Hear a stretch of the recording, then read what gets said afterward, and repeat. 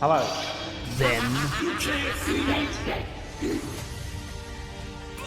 Now. Countdown to the queens. Episode number 500. Forever. Looks like hell froze over.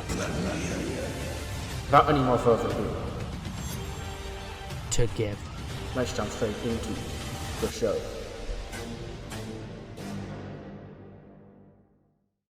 Hello, welcome to episode number 58, I believe, of the TEW IX Challenge Run. We're here for SmackDown for Friday the 25th of October 2025. It is the go-home show for the Auckland Assault pay-per-view tomorrow night, the first premium live event in WWE history in New Zealand. This is a very wrestling-heavy go-home show, so it probably shouldn't actually be, the most in-depth, deep one. But, when they do these big international events in real life, the go-home shows always do feature a lot of, more wrestling and, just hype for the show the day after. So we have got 3 matches on the show that are all going to be, really long and hopefully all really good. That being, the main event for the US title, Carmelo Hayes challenging Sami Zayn, Julia taking on Becky Lynch, and our opening match was a tag team sort of preview match for tomorrow night at Auckland Assault's World Heavyweight Championship match. Xavier Woods teams with Swerve Scott against Drew McIntyre and the almighty Bobby Lashley. So without any more further ado, let's jump straight into the show. The show kicks off with the entrances of the 4 men. Drew McIntyre's the first man out, then Lashley, then Swerve, then Woods. And yeah, this is going to be hopefully a really fun opening tag team match. Swerve and Woods have had their respect dating back to just after their SummerSlam match. Drew McIntyre and Bobby Lashley don't respect each other. Drew's made it perfectly clear that he's going to, kick Bobby Lashley's head in tomorrow night.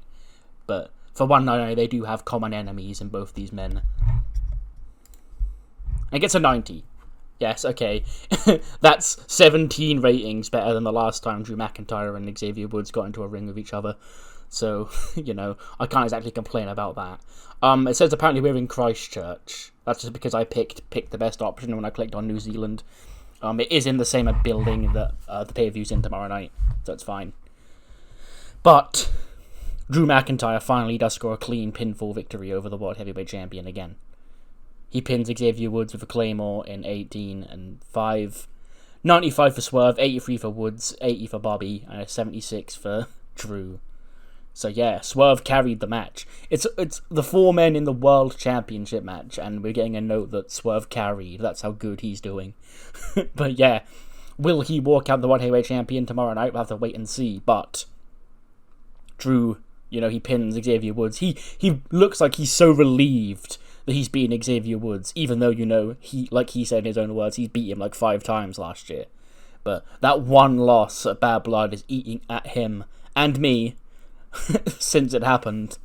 And, he looks so relieved that he got a pinfall victory over Xavier Woods. He does pick up the World Heavyweight Champion and sort of holds it in his hand. That's when Bobby Lashley gets in his face. He's like, hey, don't get too comfortable with that championship. And then Drew McIntyre and Bobby Lashley do sort of go face to face. They go forehead to forehead. And Drew's like, congratulations on the win tonight. Tomorrow night you won't be so lucky. And he just walks out. And MVP gets in and goes, you're gonna let him just disrespect you like that, almighty? You don't let Drew McIntyre walk all over you like that. Go up there and do something to him. And then Lashley puts his hand on MVP's shoulder and goes, P, I'll let him have it tonight. Tomorrow, he knows what he's getting in store for. We then see Keith Lee backstage in his Learning Tree sweatshirt when Chris Jericho and Bodie Hayward walk up. I'm just laughing at the pictures of Bodie and Jericho because Bodie does sort of look like baby Jericho in it. And he just walks up to Keith, he being Jericho, obviously. He goes, hey Keith, hi. And he goes, hey Chris. He goes, boy, last week you sure were faced with a tough decision, weren't you? But I'm glad to see that maybe you act all smart, and it's nice that you actually do have some brain cells in there. Okay, Keith? Because you know that leaving the Learning Tree won't do very well for your career, because what were you doing before the Learning Tree, huh? You were sitting doing nothing as part of Andre Chase's little group. Now, Keith, I understand you had your mental frustrations with us and as the learning tree leader here, it's my job to make sure that all my branches aren't flopping down in the fall, that they're perked up like it's spring all over again. So, Keith, I want you to be the member of the learning tree to come out at ringside tonight and watch me and Bodie Hayward beat the piss out of that new tag team, the Motor City Machine Guns, tonight. You see, these guys, they've been here for a cup of coffee, yet apparently they're considered veterans and they don't need advice from guys like me. Well, I've never seen those kids in the big leagues before. I've only ever seen them in the bingo halls. And I've wrestled a lot of people here in WWE, and I've never faced them, so if they've never faced Chris Jericho, they can't be that good now, can they? It's like, yeah, Chris Jericho and Bodie Hayward are against the Motor City Machine Guns later on tonight. Then see Regal approaching the Creeds backstage. Goes Julius Brutus, you know. Pete Dunne, Dante Rios, tough adversaries. Pete Dunne I know all too well. You know, wrestled for the World Heavyweight Championship at WrestleMania last year. Beat John Cena in about 7 seconds in his debut here on the main roster. But tonight's a chance to get us back on the win column because we're facing off against the Dragon's Dojo again. I just spoke to Adam Pearce just now, and he says it'll be you two against Jonathan Gresham and Oni Lorcan in tag team action tonight. So it's a chance for you to go out there and remind yourself what the Creed brothers really are all about, and that's winning. Yeah, they're all locked in for another tag team clash between these two and the Dragon's Dojo later on tonight. But this time it will be Oni Lorcan and Jonathan Gresham. I'm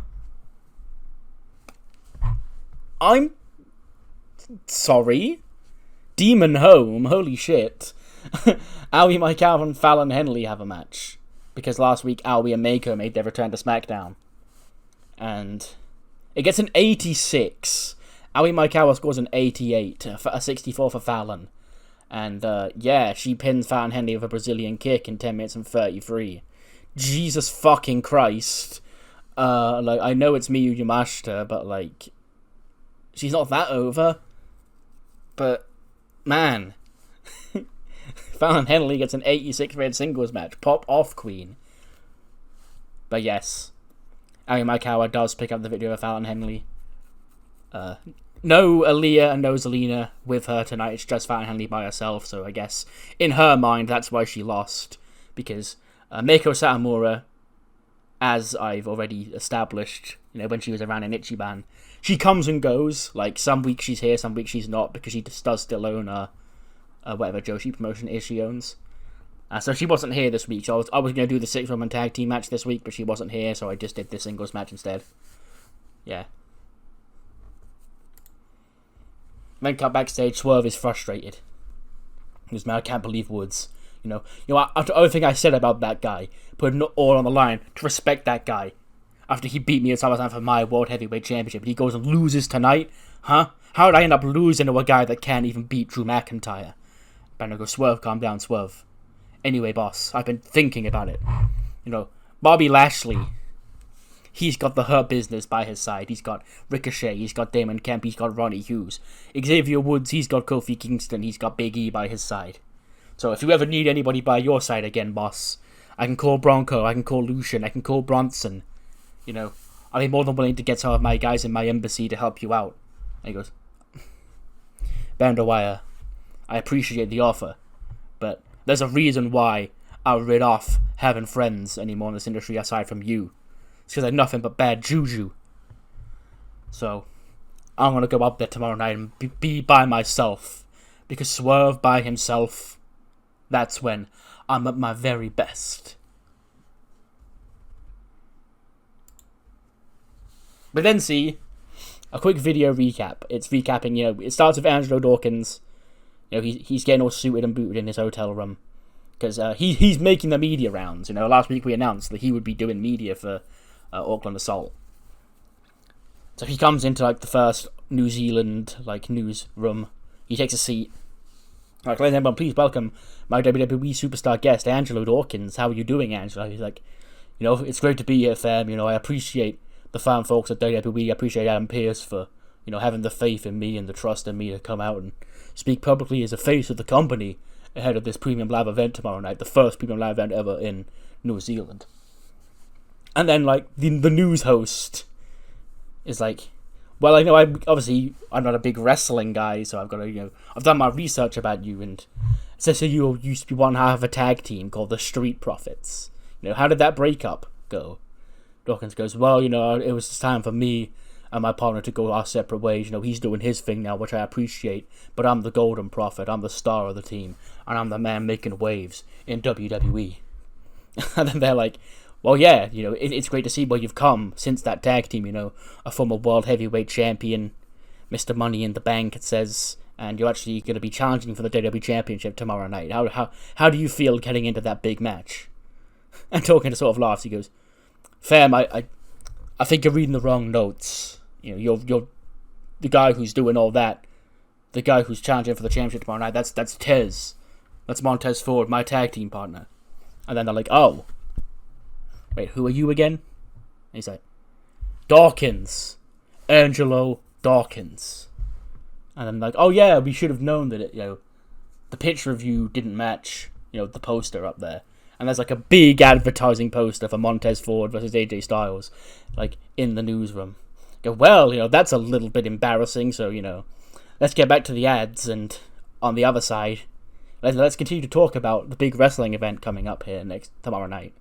And then when, like, they get cut off the air, like, would you mind, we've got another guest ready to come on, and, like, we really want to speak to them. Dawkins just sits there, he shakes his head, he goes, I get it, you don't want me. Don't have to be so rude about it. Like, as he walks up to leave, he spots Montez Ford's big grinning face on a poster, like, behind him. And he just sort of, like, just looks up and, like, glares a hole through it. And then walks off. So, yeah, he was trusted to do this media round, but it didn't quite go the way that he wanted it to.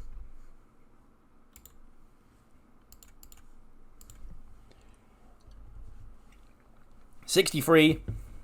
Sure. The guns aren't quite over yet, neither is Bodie Hayward, and Chris Jericho's washed, so what else can I expect here? But Keith Lee is at ringside, like Jericho said, and he is begrudgingly trying to get involved on Jericho's behalf. And like as he goes to hit Chris Sabin, Johnny Gargano flies in, he hits a big DDT off the apron onto Keith Lee. Like I imagine, like I say DDT off the apron, I mean like Keith Lee standing on the floor on the outside, Gargano's on the apron. He like runs up the steel steps, runs across the apron, leaps onto Keith Lee, and then like DDTs him on the floor like that to take him out. Obviously that distracts Jericho because, come on Keith, what you doing? Letting this little small vanilla indie guy beat your ass. And then he goes to attack Gargano, which leaves Bodie all alone, and then he gets pinned with the Made in Detroit. 45 for Sabin, 57 for Shelley, 66 for Jericho, and a 41 for Bodie. So here, another win for the Motor City Machine Guns here on their rise here on SmackDown. Just a quick video recap, hyping up Charlotte Flair and Dakota Kai. Neither of them are on the show tonight because, I want to save Dakota's first time coming out in front of the crowd for the pay-per-view.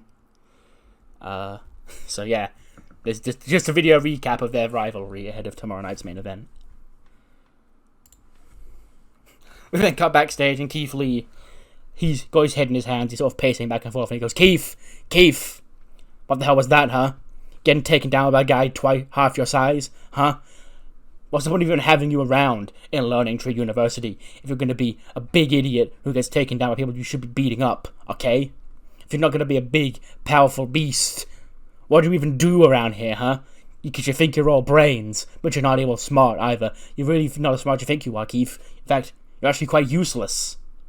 You're only still around here because without it, you wouldn't have a job. This is your last chance to even stay employed, isn't it, Keith? So that's why you've got to do everything that I say, whether you like it or not. See you next week, Keith. And then Keith Lee, he looks so sad. He turns to walk away, and then in the background you just see like Thea Hale getting ready for her match coming up next. And her and Keith Lee sort of lock eyes. And she just like slowly shakes her head at Keith and then walks off. And then Keith obviously watches her leave, still looking sad. He takes his glasses off, he just holds them in his hands. And he walks away. But before that, we have the Hurt Business backstage. Because that's what I'm talking about. A win is a win tonight, okay? Now, the Almighty, you didn't quite get the victory that you wanted over Swerve or over the World Heavyweight Champion because Drew McIntyre got it. But that's fine. I understand you. You're saving energy for tomorrow night. The big night. The big nights are on bright. The World Championship match. But you let Drew McIntyre get in your face and you did nothing about it, Bobby. And actually goes, like I said, P, Drew McIntyre will have consequences for that, but I'm not going to do it tonight. I'm going to save them for tomorrow. And if he goes, tomorrow? The Hurt Business, we don't wait till tomorrow. We hurt people, and we hurt people right now. Now you see, the WWE Tag Team Champions, Randy Orton and Ilya Dragunov, they're going to be back here next week, because my boys put their ass on the shelf. Damon and Ronnie are going to be your new WWE Tag Team Champions. Bobby, tomorrow night, you're going to be the new World Heavyweight Champion. And he turns to Ricochet. He goes, did you get all that? And Ricochet's like, I think so. He goes, so what are you going to do about it, huh? If the Almighty is the World Heavyweight Champion and Damon and Kemp and Ronnie Hughes are the WWE Tag Team Champions, what have you got to do? What do we do? And Ricochet sort of looks down, he looks across at MP, he goes, we hurt people. And MP goes, yes we do. And when do we hurt people? And Ricochet's like, right now. And he walks off and MVP goes, excellent. 70? Bleh, sure. It's a mid-card women's match, you know. Thea Hale beats Raquel, though. She actually scores a victory in her time rebelling away from Chase U. 8 minutes 31 seconds, Thea Hale wins. 54 for Thea, 66 for Raquel Rodriguez. Raquel is currently the only floater on SmackDown. She had her creative stolen, basically, by Ember Moon. So, it is what it is, but Ember Moon scores better anyway. And I'll find something else for Raquel to do at some point, but as for now, she's a floater. Another Jacob Fatu video. He's the Samoan werewolf, he's still alive, and he's a beast. And he's back next week. In action, I should say. We then cut back to the ring, and out comes Becky and Lyra. To a big pop. New Zealand are happy to see their women's tag team champion.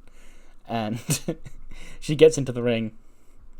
She goes, it was quite the journey to get here tonight to Auckland, New Zealand. A city and a country that I didn't even really know was actually real. I thought it was all a myth. You know, if Dakota Kai wasn't from here, I would even recognize this as a place on the map. But it's where WWE next international premium live event is going to take place. It's where Auckland Assault takes place tomorrow night.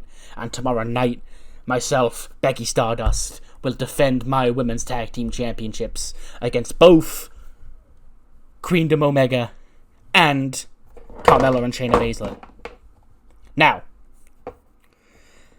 as you may or may not be aware, the Misfits recently found their final member, their final missing piece of clay that I needed to create my vision. All of my followers are now worshipping me like the star that I am. And you are all jealous that you're sharing the spotlight with a star of my caliber. But. Tonight's not about that. Tonight's, you're gonna see Becky Stardust do what she does best.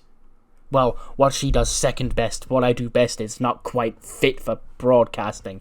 But what I do second best is wrestle. And as a woman on Queendom Omega by the name of Julia, who I've heard so much about, but I've never once had the opportunity to stand face to face with her in the ring. And she may be good, but I guarantee you she's no Becky Stardust. So, Julia, whatever your name is, come out here and let Becky Stardust rub you down and give you the Becky Stardust super rub. 94, there we go. The second of my two 90 rated matches I had penciled in has delivered. Yeah, Julia does beat Becky, though, in 1859 with a Beautiful Madness. 83 for Becky, 85 for Julia. And yeah, just a big statement win, basically, because I realise she's fallen into more of a tag team role since being in Queendom. I want to remember that she's fucking Julia, former ECW Women's Champion. And maybe even future Women's Tag Team Champion tomorrow night. Who knows? Who's to say for sure? But also, I may just want to run this match because I can't possibly... Not to spoil the outcome of the title match tomorrow. I can't possibly imagine another time where I would ever do it. Like, they won't be crossing paths again anytime soon after tomorrow. So, like, I need to do it now or never. So, now was the right time. But, after the match... Yoko is out there with Julia, so it's just Julia, Yoko, and Cammy. And, Yoko and Julia jump Becky. Lyra gets in. They take Lyra down as well. It's all very dramatic. Like, the scene is like Becky's getting stomped out by Yoko and Julia in the ring. And, like, she's, like, screaming for Lyra. And, like, they're trying to reach out hands and try and, like, join hands with each other. Maybe they even do, like... grab hands and hold hands as they're getting attacked together at some point. But yeah, Julia and Yoko, they do leave Becky and Lyra laying. Cammy looks down at the Women's Tag Team Championship. She picks them up. And as she goes to, like, hand them over to Julia and Yoko, a video appears on the screen. Now, I've been seeing these weird castle-themed vignettes for the last few weeks. But this is the first one I'm actually going to talk about because it's actually going to be acknowledged on the program. Like... yeah. It airs on the Titantron as the Queendom beatdown's happening. And, like, Cammy, Julia, and Yoko will turn to the screen. Like, look at it. It's all of them spliced together into one, so it shows the journey of, the person going through the castle doors, down the hallway, into the throne room, and setting it on fire. And then, like, we just get the last shot of a castle just burning in flames. And then the message pops up, says, "See you next week." And then, the second the video finishes airing, like, Cammy's just dropped the belts on the floor. And so, like, it takes her a couple of seconds to realise, like, she's like, "See you next week, what is that?" And then her eyes, like, bulge out, and she's like, "We have to go." And then her, Julia, and Yoko dart out and to the back. Then see Shayna and Carmella, standing backstage. And Kayla Braxton approaches. He goes, "Carmella, Shayna, we just saw your two opponent teams tomorrow night out there right now. You're staying in the back here. What are your thoughts on what we just saw?" And Carmella goes, "Kayla, why would we go out there and get involved in that? Okay, why would we care if Queendom and Becky and Lyra are beating the hell out of each other out there? It may well be our business, but if they want to rip each other apart 24 hours ahead of our title match, so be it. We're not going to complain."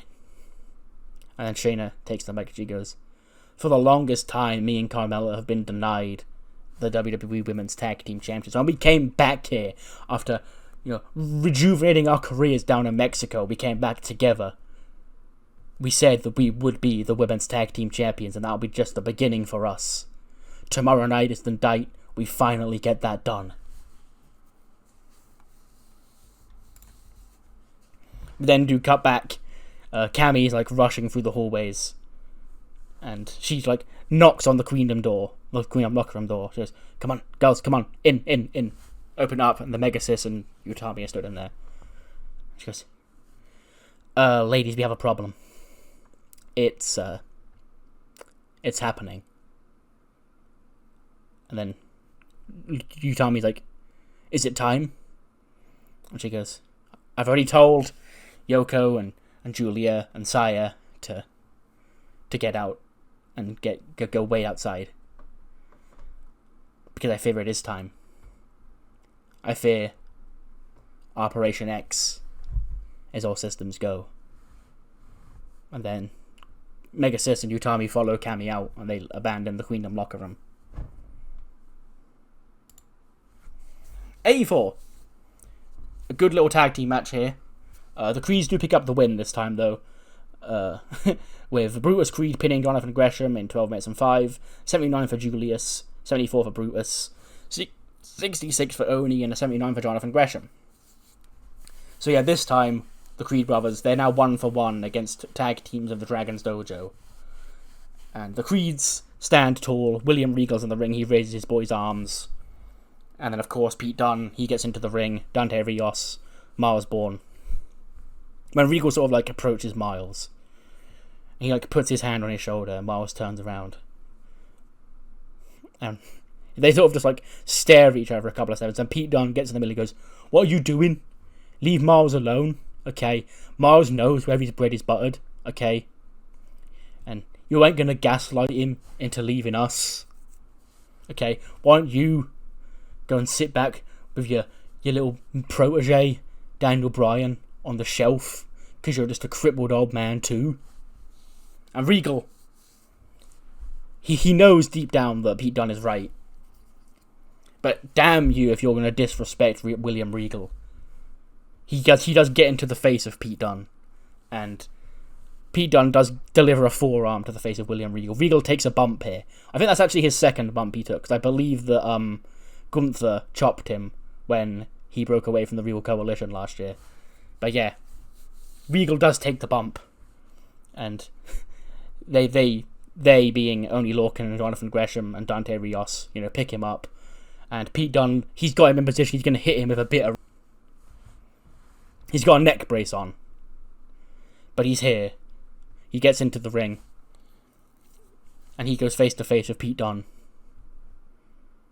And they have a face-off. And Brian, he puts his arm behind his neck. He, rips off the neck brace. All while not, taking his eyes off Pete Dunne. And Pete, he's looking worried now.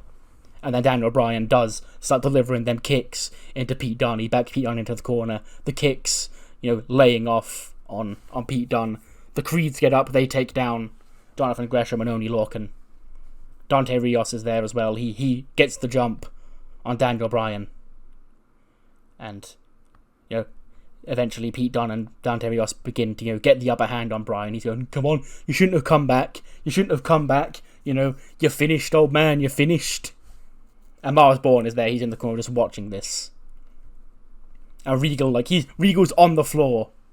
He's looking up at Miles. And him and Miles lock eyes. And then Miles looks back across to Pete Dunne and Dante beating up Daniel Bryan. And Miles Bourne storms in. He tosses Dante Rios to the floor to a big pop. And Pete Dunne gets in Miles Bourne. He shoves Miles Bourne to the floor. He goes, "What the hell are you doing? You disrespectful little kid. You don't appreciate everything that this dojo's done for you. Okay? No one would even know who you are if it weren't for us." He turns around. Daniel Bryan gives him a Psycho knee. And then Bryan, offers the hand up to Miles Bourne. Miles takes it. And they hug in the middle of the ring. William Regal, starts patting Miles on the back. He goes, "Yeah, good decision, boy. You made the right choice."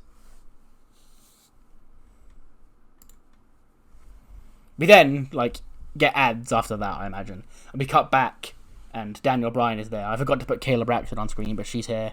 She goes, "Daniel Bryan, welcome back. Many people thought your career was over after what happened last month in your match." He goes, "Kayla, a lot of people thought my career was over 6 years ago. But here I am. Now, I do have a very important statement I want to make about my future, but I'll do that next week here on SmackDown. As for now, myself, my mentor William Regal, and my protege Miles Bourne, we're just lucky to be out there here tonight, and I'm lucky to still be able to do this for as long as I can." Then Carmelo Hayes walks past as he heads out for his match, and he goes, "Well, look who it is. Washed up old man got sick of putting the fries in the bag, and he's decided to have one last run of glory. Bryan, you're embarrassing yourself. You used to be the greatest wrestler of your generation. Many call you one of the greatest to ever do it. But now you're hanging on for far too long. We've eclipsed you. But from the bottom of my heart, Brian, I truly am so glad you could make it back here tonight. Because you're about to go see the man who's responsible for nearly putting you on the show for good, prove why he's him, and become the new United States Champion. 90.